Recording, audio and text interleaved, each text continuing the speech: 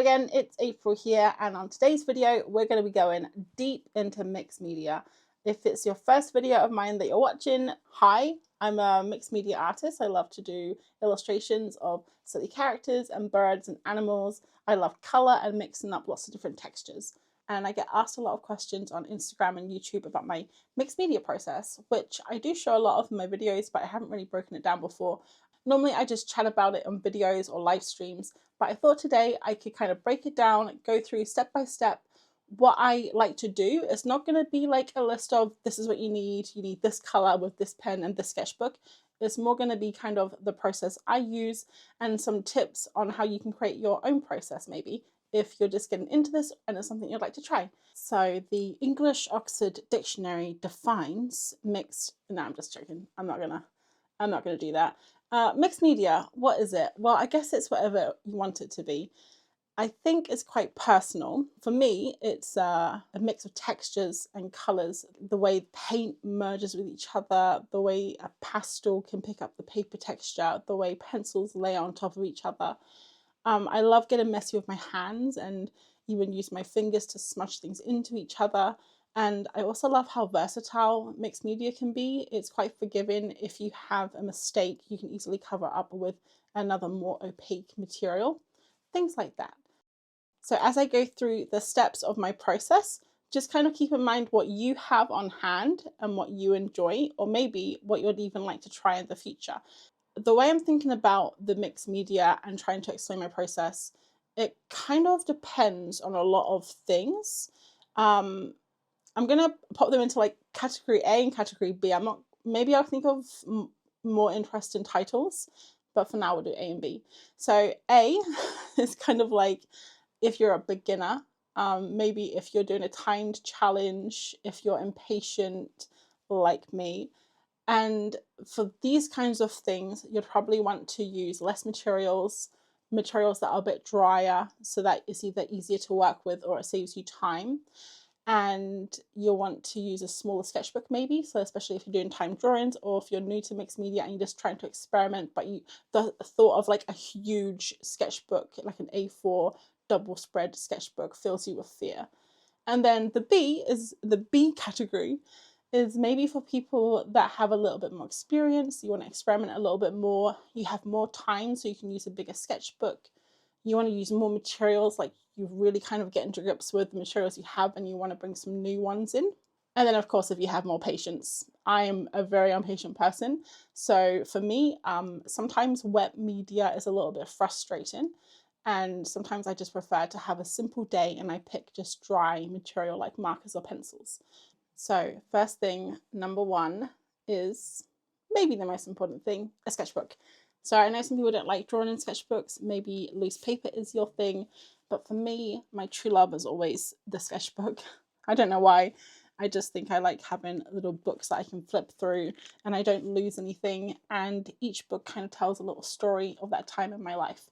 That's why I like them, but enough about my love of sketchbooks. So I looked at 3 different types of sketchbooks based on affordability. The first one is a fan favorite. It's all over the internet. You've probably heard of it. The old Royal Talens Art Creations. This one is an A4, but they come in lots of different sizes. The reason people love these sketchbooks is because they are affordable. The pages aren't too bad. They do wrinkle with very wet media and they can tend to pill if you use like a lot of material on top. But in general, they are nice. Another thing to note is they do have a slightly creamier color. I would definitely check them out if you haven't. I think they're really nice. And that's the Royal Talens Art Creation Sketchbook. I got to get my glasses checked. They keep falling off my face. So a mid-tier sketchbook, I guess. And this is probably the one that I would choose for myself. Is the Pith sketchbook. So again, these come in different sizes. I love the A4 size. I always love A4. They also come in A5 and they come in lots of cool little colors. I like to decorate the fronts of mine, but this one here was the blue one. The pages are a little bit smoother, I think, and the color is a little whiter. I don't really get technical about sketchbook. A lot of people get technical in their videos, so if you really want to know a lot about these, I would do a little search. I'm sure other people have talked about them a lot better than me. But I do know that they take a lot of mixed media really well. They take a lot of wet media and pastels and things. You can kind of layer up to your heart's content. They don't seem to go through the page a lot, and I really like them. I think the texture is really lovely. So that's the Pith. They're a little bit more expensive than the Royal Talons, but still pretty affordable, I think. And then the last category are the luxury sketchbooks. So you can probably get a lot of like luxury sketchbooks that are a little pricier, things probably that you'd pop onto a Christmas list or a birthday list, maybe that you wouldn't buy for yourself, or if you do buy for yourself, you might be a little bit too scared to start just because you don't want to ruin them. I know I've definitely had that. So 2 sketchbooks that I really love that are a little bit on the pricier side, but definitely worth it if you want to treat yourself, are the Odd Orange sketchbooks. So Odd Orange does a whole bunch of different sketchbooks. This is actually the first one I bought of hers, and it's even got the original pattern, which I really love. And her pages are really lovely. They have a really nice texture. They take mixed media so well, and they're beautifully made as well. You can also get the covers, like so many colors that will be coming out and that have come out that will suit your personality or your mood or your aesthetic. So I think that's really nice. That's one that I use a lot. I did used to use them primarily for drawing sessions, but the drawing sessions are really quick, they're timed, they're rushed, and I did start to feel a little bit bad that I was using these beautiful sketchbooks for drawing sessions. So I actually stopped using them for that, and I chose to put them on my shelf and keep them for a special occasion, a special project. So I've actually been collecting them. I have about 4 now that I haven't used. I have fallen into the category myself of being too scared to use them. Same thing for the next sketchbook, the Etcher sketchbook. So this is the Etcher sketchbook. I can't remember the name of it. It's not the perfect one. I'll pop it up on screen if I find it. But this is the Etcher sketchbook. It's B5, really nice size, a little bit smaller than A4. And it's kind of like more of the not so long. And I have 2 Etcher sketchbooks. One was gifted to me from my friend Amo, and another one was gifted to me from Etcher themselves. I have a 3rd Etcher sketchbook on my bookshelf that I have not yet opened because I'm too nervous to use it. So I really should rewatch this back when I'm editing and face the fear and do it anyway. Maybe I'll crack into one of those in the new year. So those were my kind of favorite sketchbooks in the different categories of affordability. And it's not just about being affordable, it's also about giving yourself the freedom to play and to practice, because I know for me, like I just mentioned, if something's a little bit cheaper and I know that I can buy it again and it's not a problem, I will be more inclined to play with it, experiment with it, make mistakes, and I won't like have as much fear as if it was a really expensive sketchbook. So keep that in mind when you're choosing a sketchbook for yourself. If you're someone who tends to feel a little bit of fear when you're using something new, something expensive, definitely go for the more affordable Royal Talons, and then you could even work your way up or try different sketchbooks from different brands and makers. This is obviously there's hundreds out there, but these are just my favorites that I go back to again and again. So now we have our sketchbook, we need to start drawing in it. And this kind of section, the next 3 steps, is a kind of process that I just have been using almost intuitively. I don't really think about it. It's just the way I kind of have been working for the last few years. And it's really where you can kind of take this like little recipe and use it however you like with whatever materials that you like. I'm just going to offer some suggestions. Maybe you can use this as a starting point if you're just getting into mixed media, and then go wild on your own and come up with completely new ways to draw. And if you do, definitely let me know, because I'd love to try something new.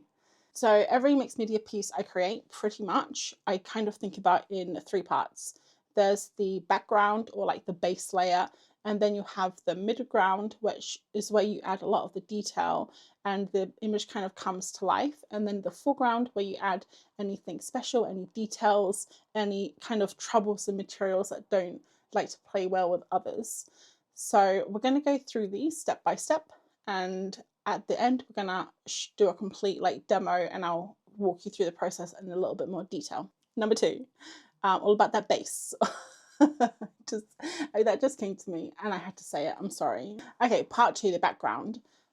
So this is where the bulk of the image, or the object that you're drawing, will kind of take shape, but not in so much detail as in kind of atmosphere, color, mood, all of those cool terms.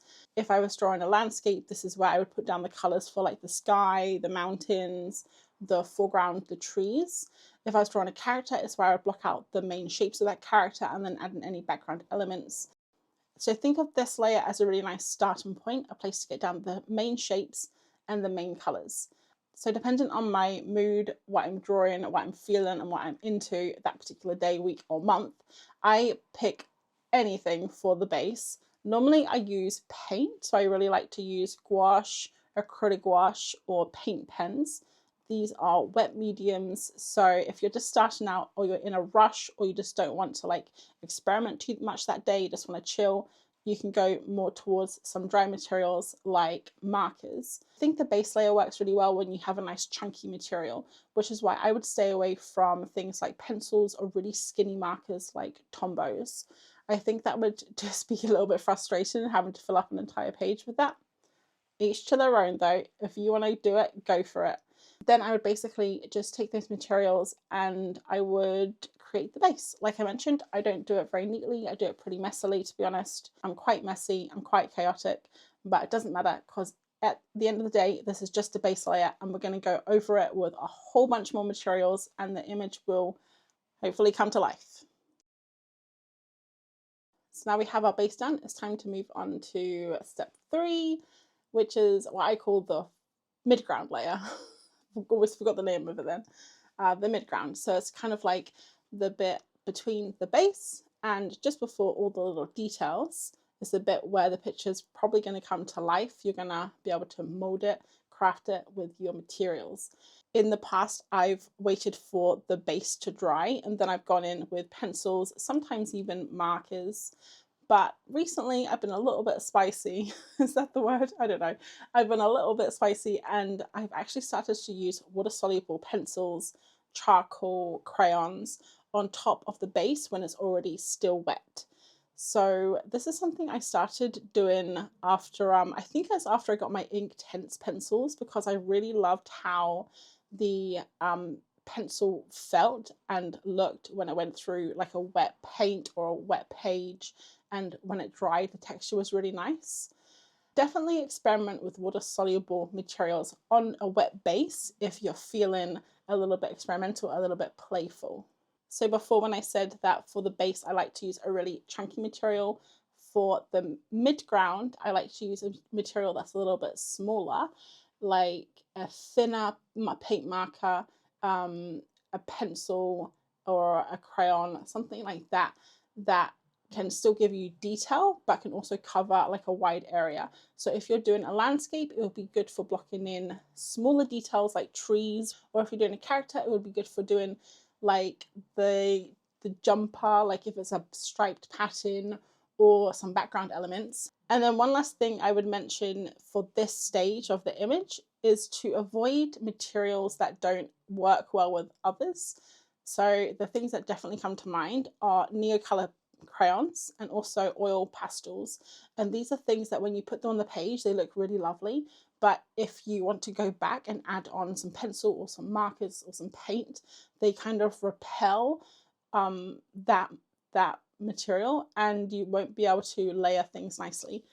Which brings me on a lovely little segue onto step number 4, which is the foreground.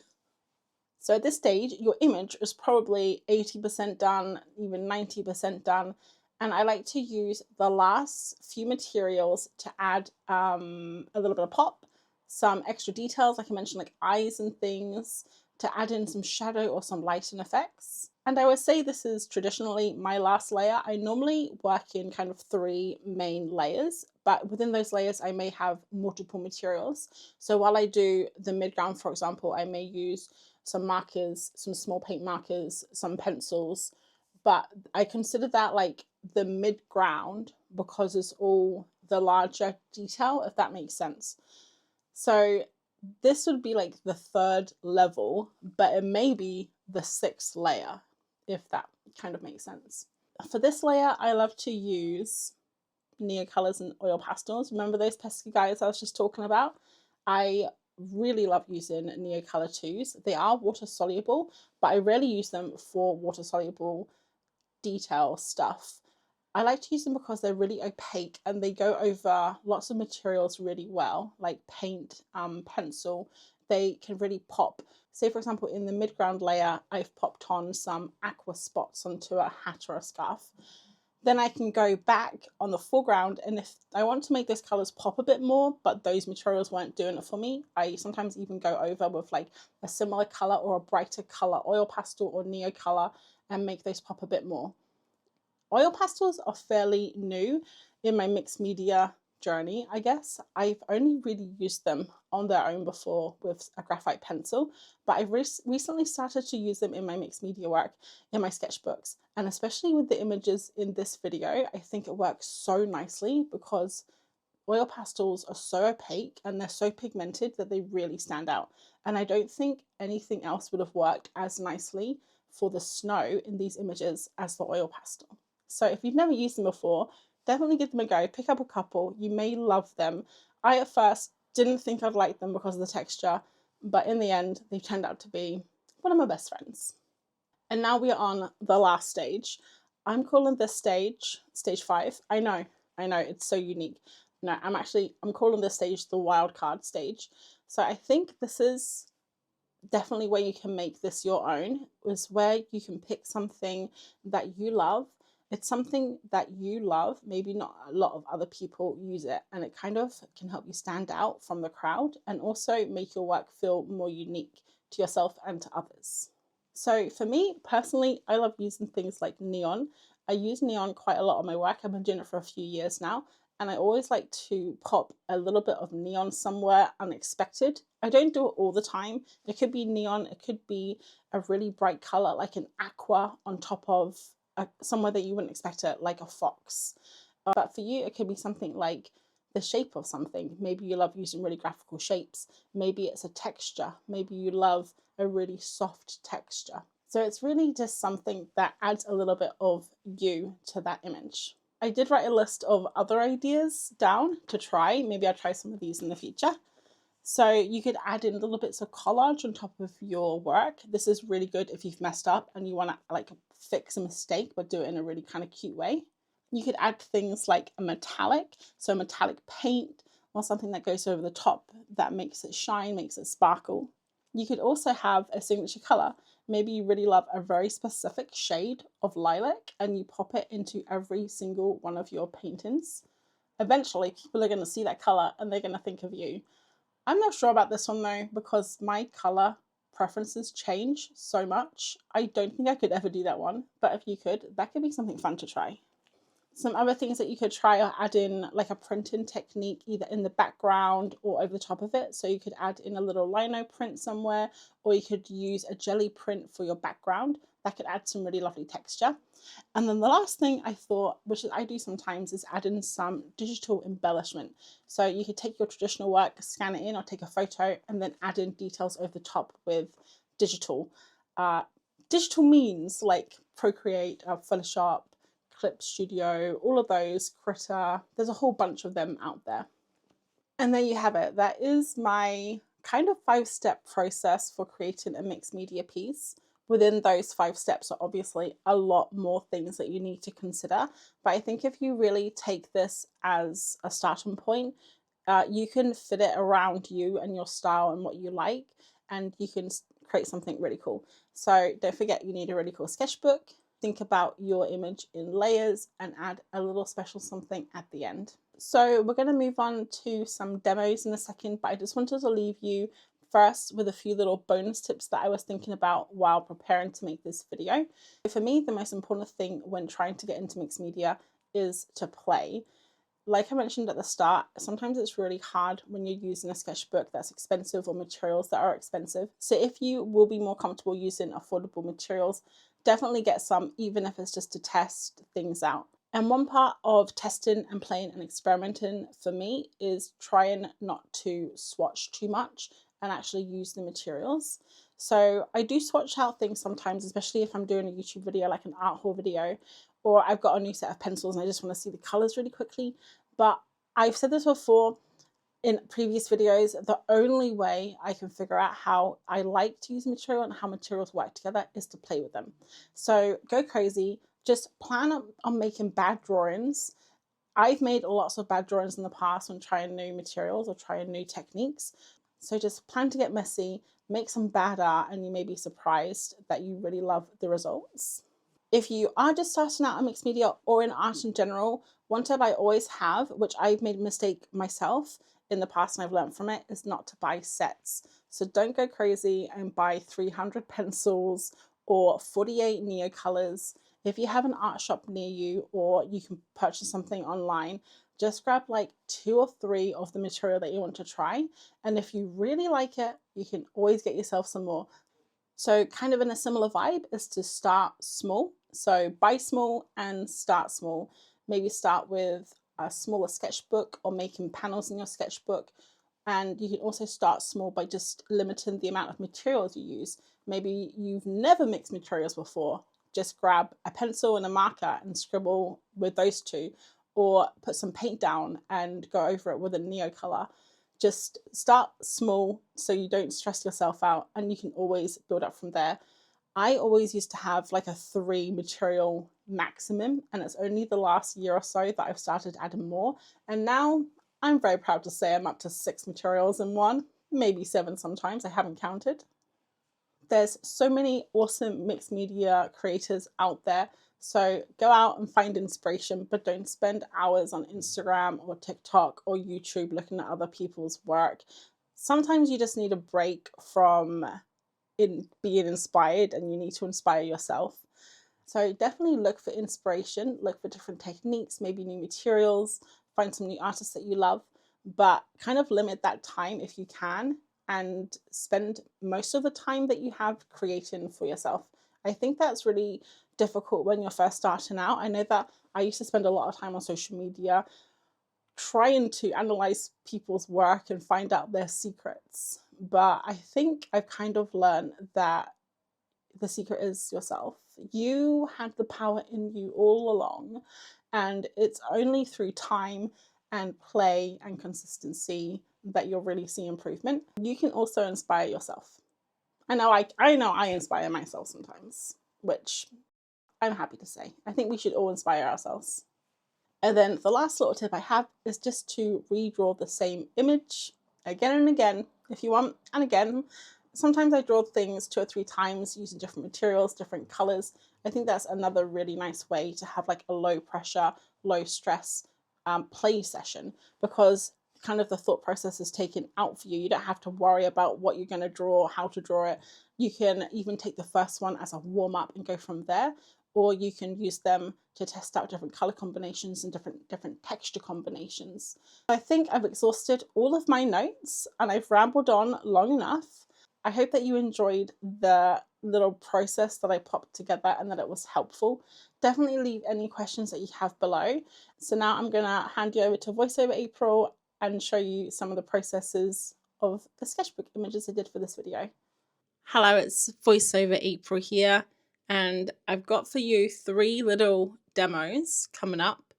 I did actually do 4 pages, but one of the pages didn't turn out as well as I would have liked. But I did actually pop some of the clips in the video, so you would have seen it pretty much all the way from start to finish. But I'm just going to take you through my 3 favorite pages, starting with this little fox here, which is probably actually my favorite of the 3. So I had this, I really wanted to do some winter landscapes. So I decided to start with a fox, and I was going to do like a fox and a badger and a squirrel and a rabbit. But I just love drawing foxes so much. I think their little red fur really pops, especially against a wintry sky. So I ended up just drawing foxes the entire time. Not doing very well with my demo so far, explaining it to you, but don't worry. There's going to be plenty of time. The next 2 are a little bit slower edited than this. But basically, you saw me put down a whole bunch of paint. I was using my little gouache palette that I made a while ago, actually a week ago. In my last video, I made that little palette. And it's got some really lovely colours in it. So I just popped in a little wintry background and some fiery reds and oranges for the fox. And then I'm going over the top with pencil. So I would say that this is probably the simplest of the three and only really uses three materials. It's definitely what I would call classic monkeymintaka mixed media. That's a mouthful, try and say that 3 times fast. So it's paint, a little bit of Caran d'Ache luminance pencils, and then some Caran d'Ache Neocolor 2s on top. You probably saw some clips of this, but I use the Neocolors here to kind of go over some of the pencil lines to make them pop a little bit more, including the dots on the scarf, the cheek, and a little bit later I go over his tail to make it a little bit orange. And this is one of my absolute favorite colors here, this blue. I can't remember the name of it, but it's like a really gorgeous dark greeny blue teal color, and I think it works so well, especially with complementary colors like oranges and reds and maybe even some pinks. So I'm kind of happy with this image turned out. It was meant to be just like a little warm up, but I think it turned out pretty cool and it got me really excited to draw some more foxes. This is definitely the neatest of all the pages, probably because I only used 3 materials. And this is the only page where I use the Neo colors for snow. Later on, I start to use the Neo pastels, which are oil pastels, and I actually prefer those a lot better for adding snow. So I'll be playing with those in the next image. All right, Fox 2, Demo 2. I'm going to try and explain a little bit more about my process and my thoughts here. So I had a little picture of a fox kind of doing a downward dog, and I really wanted to draw him with some presence on his nose, but I actually ended up drawing him too big and he didn't fit on the page very well. So the first thing I do here is go in and kind of do a negative painting of where I think the fox is going to be. And sometimes I'll do this, I'll kind of leave some space for the subject to go. Most of the time it doesn't turn out like perfectly. You have to draw over the top of it, like the legs too long or the head's in the wrong space. But that's the beauty of mixed media, is that you can go over mistakes depending on the material that you're using. I wanted to add like a really dark color here. I don't think the image was very dark, but I just wanted to see what that kind of felt like. And I also wanted to see what the materials, what lighter materials would look like over the dark paint. That's another thing that I really like to play with, is popping lighter materials onto darker materials and vice versa. It really makes the whole page pop and you get some really cool results. I remember earlier when I said about adding something a little bit kind of your personality. That's what I really like to do with these little splashes of color that you wouldn't kind of expect. So the whole background is wintry. You have some purples in there, you have some blacks and blues, but basically the whole kind of thing is cold.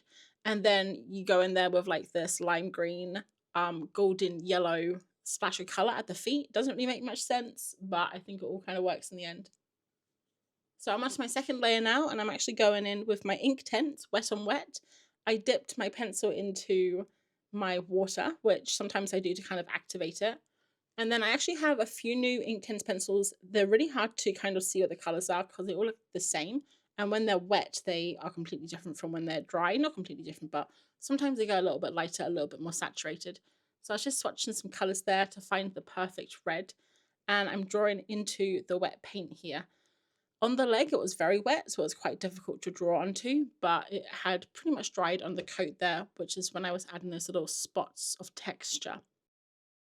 The scarf is still wet, so I'm going in again with the Inktense and kind of scribbling on.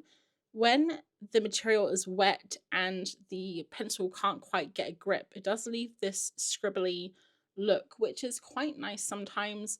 I actually end up going over this with Neo color though. So yeah, I didn't really like it. I didn't really like the scribbly effect on the scarf. I wanted it to stand out a bit more. But you do get some lovely texture with those Inktense pencils when you use them wet.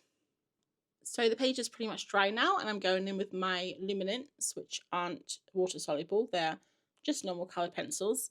And I'm adding in some lighter marks onto the dark and some dark marks onto the light, like I mentioned before. I also like to fill in kind of blocks of color where sometimes I think there's a little bit too much detail or too much texture. Like around this fox's face, there was a little bit too much detail and I wanted his face to stand out more than the background. So I go in and I add like blocks of color. You can still see the texture of the background through the pencil, but I think it just kind of like helps highlight the face a bit better. And now I'm going in with Neocolors and oil pastels on this one. So I'm using the Neocolor there to get some more detail. I didn't really like how that bobble looked. I'm not sure if I cover up the little spikes, but I don't know why I did the little spikes. I did it again on another hat in the next drawing, and I didn't like that either. So in future, if I draw bubbles on hats, I must remember not to do the spiky bits because I don't like those. And then lastly, we're going in with the white Neo Pastel, which is a lovely, beautiful buttery oil pastel. And I especially love popping on the bottom here. It kind of goes over some of the detail, but lets the pencil pop through. So you still get the texture of all those pencil marks that I popped on the page, but then you get like the really nice opaque white oil pastel as the snow. And finally, just going around the fox and kind of trying to darken some areas up just so he pops out a little bit more from the background. I probably didn't use the right color for the scarf here. It does fade in a lot to the background. And now we're on to the last demo and the longest one. This page I popped up on Instagram a few days ago and it was really popular. And I thought by this one, this was like the fourth one I had done. So I thought I could make this a little bit longer to explain my thoughts a bit better. I decided to use paint pens for this instead of paint.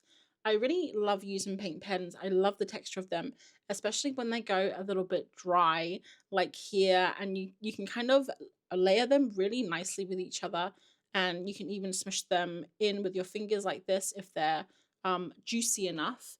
A lot of my paint pens aren't juicy, they're quite dried out now.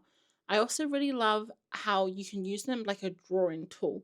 So you can get more graphical lines than if you're using paint, especially if that paint is wet. Because when you have wet paint, it does like bloom into each other, and it is hard to get those really graphical lines if you're being messy like me, which let's face it is all the time. So I have a nice little base down there, and a lot of this base is going to be covered up. It literally is just for texture. I go in with the ink tints and I just kind of pop in a few little bits of color here and there. Again, not sure why I use that green. It does not match. It does not match the bluey tones, but it works out in the end, so it's not a problem. I really love using my fingers to smudge the Inktense pencils in. I think you get a nicer texture, like a really nice soft smudgy texture around the borders. If you use a paintbrush, sometimes you can get the paintbrush marks in it. Or I don't know if you guys get this, but sometimes the water is like bubbly and it leaves little like bubbly kind of texture onto the page. I especially love it right here where I have the dark Inktense and I smudge it with my finger and it kind of blossoms along the tail. I think that's really lovely. I normally wouldn't use Inktense for details, but this black, I think it's the Chinese ink color. It's so dark and so saturated. I love using it. I don't think any of my Caran d'Ache pencils are as dark as this. And now we're coming in with my favorite wild card, the neon yellow pencil. Like I mentioned, I've been super into neon for a while now. It used to be pink, but it's definitely yellow at the moment. And I just kind of pop it around the page. I know I definitely wanted it to be on that tail there because the white of the page was still there, so it would like pick up the neon. And then I also just kind of popped it around a little bit. I did make a big old mess of the legs there. You can kind of see. If I wasn't going over this with oil pastel or neo colors, I would be really mad at myself for doing that. But when that happened, I was like, oh, it's fine. I'm just going to cover it up anyway. So I'm going back to the ink tints now and popping in some background. I don't quite know what I want to do here at this point. I'm thinking of adding some trees. So I was just darkening the background a little bit and adding in those little lines. A lot of those are going to get covered up with other pastels or neo colors. But again, like I mentioned before, like some of them, they'll end up popping out through the layers. And I just think it adds a really nice texture. So in the reference image, there were no trees in the background, but I just thought I needed something. So I started adding in little trees. Wow, I added in a lot of trees, guys. I totally skipped all those trees there, but just imagine me drawing them all. And those little kind of bushes at the bottom, I think they look a little bit spiky. A lot of this does get softened, because right now it's all very, very dark and all the colors are kind of the same tone. So they all blend in with each other. So that's when I decided that I needed to lighten the background a little bit. So I got out one of my new favorite colors, which is the light malachite green, which was in my last art haul, and it's almost it's more than halfway done. It's almost finished because I love it so much. So I started to kind of color in between the branches, but I will go in later because it's still not dark. It's still not light enough, I mean. So I do go back in a bit. I'm just adding some detail with a very, very sharp little pencil there. And one of my favorite things to do is to add a little bit of shadow under the eyes. I don't know why, it just makes all the characters seem a little bit like more friendly. I don't know, like they're not perfect. Maybe he just had a long night hunting through bins. Who knows? And I add a little bit of shadow on the tail. I don't quite know where the light's coming from in this because it's very muted. I think it's probably a cloudy day, so there's not much light. There wouldn't be like a harsh shadow. I just like to add a little bit of shadow just to give everything like a tiny bit more depth. And I'm adding the hat on. I was contemplating not adding the hat because I actually really liked his little head, but all of my other foxes had hats, so I figured I'd just go for it. And again, I'm not sure if I chose the right color for the scarf because it does blend into the background, but it's just what I went with and it turned out okay. And I'm using the same pattern of dots as I did in fox number 1, which I really liked. So now I'm taking care of the background and I'm kind of using this light near color to blend out the sky a little bit more and to make the fox pop out. So the fox would be a little bit darker than the sky. And it's really nice over that neon pencil there. I think the neo color works over that neon pencil really well. Oh, and then here is my mistake.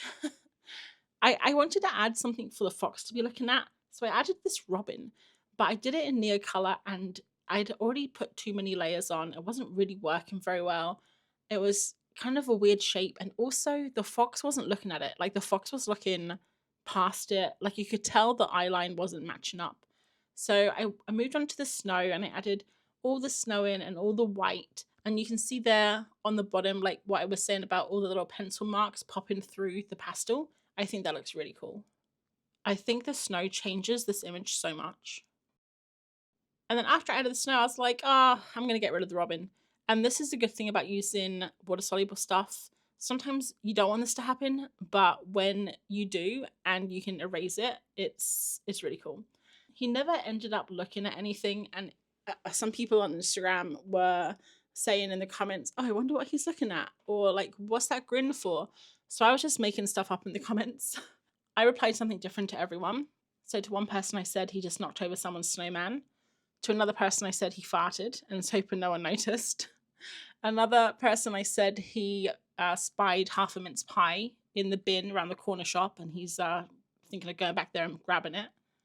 It's fun to make up little stories when people ask questions on Instagram or even on here on YouTube. I really like making up little stories for my characters. And that's it, I'm getting to the end. So I'm just adding some tiny little details on and this demo is all finished. I hope it was helpful. Just popping in to say goodbye. I hope that you enjoyed seeing the process and hearing some of my thoughts on mixed media. I'm not an expert, I'm still learning, but I just wanted to kind of break down my process just in case it would help someone out there. Let me know what your process is like. Is it similar? Do you have the same kind of thought process as me, or is it completely different? And if you did enjoy that video, please consider subscribing. I'm trying to get to 10K by the end of the year. It would be so cool, and I think we're pretty close. So that's all for me today. Have a lovely rest of your day or your week, and I will catch you on the next one. Thanks for watching. Bye.